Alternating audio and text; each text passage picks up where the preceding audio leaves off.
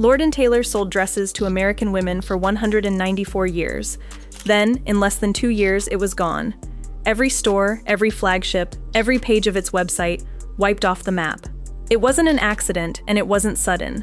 It was the slow result of decisions that looked smart at the time and turned fatal later. We're breaking down 6 women's clothing brands that didn't just struggle. They completely collapsed. And the patterns behind their downfall are still playing out in stores you shop at right now. Here's what makes this list uncomfortable. None of these brands were obscure. These were closets, not footnotes. Names millions of women trusted for decades. If a brand this established can vanish, the question worth sitting with is which of today's safe names might be next. One quick thing before we start, comment below which brand on this list actually surprised you. I have a feeling it won't be the one you expect.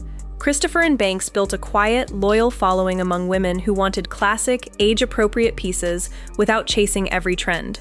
That loyalty kept the lights on for decades. But it also became the trap.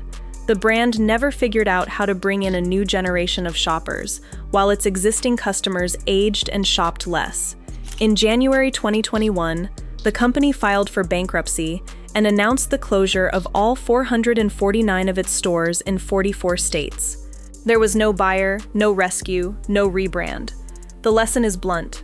A loyal customer base that isn't growing is a countdown clock, not a safety net.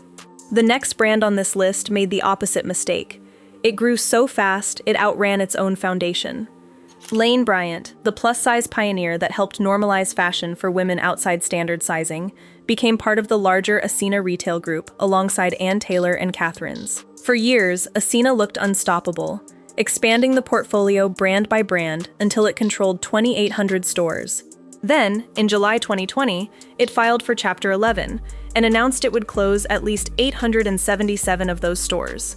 Catherine's, its sister plus-size brand, didn't survive at all. All of its stores closed permanently, and the brand was sold off entirely. The company that grew by acquisition collapsed because it never simplified what it owned, letting debt pile up faster than any single brand could pay it down. Lane Bryant itself limped on, smaller and bruised. But the next collapse on this list is the one almost nobody saw coming, because the brand looked perfectly healthy right up until it wasn't. Soft Surroundings spent years building a devoted following for its soft, comfortable, women-focused clothing, growing to 44 physical stores at its peak, with a strong catalog and online presence. Then it filed for Chapter 11 and announced it would close every single store. The twist that makes this one sting is what happened next. The brand name didn't disappear, it was sold to a competitor, Coldwater Creek, which kept the website running while every physical location went dark. For the women who shopped there in person for years, the brand they knew effectively vanished even though the name technically lived on. That's the quiet danger of brand loyalty in retail. The name can survive while the actual relationship you had with it ends completely.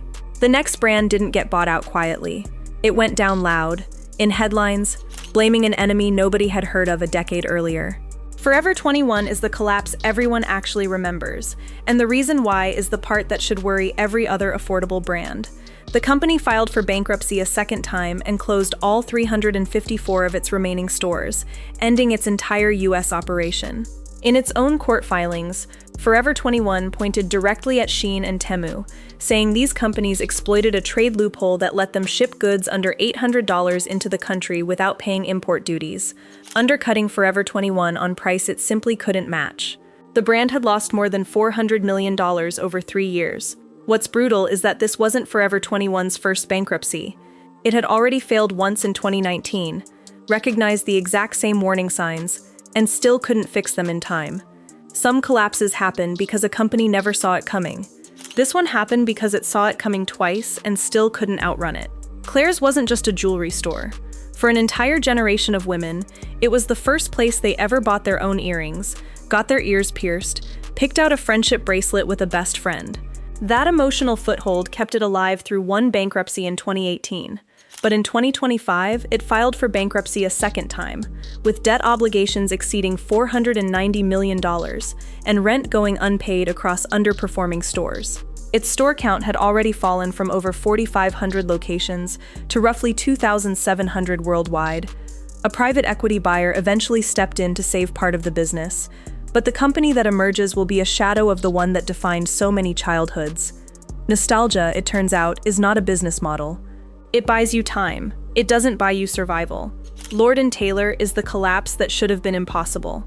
Founded in 1826, it was the oldest department store chain in the country, a brand that survived the Civil War, 2 World Wars, and the Great Depression. It didn't survive being sold.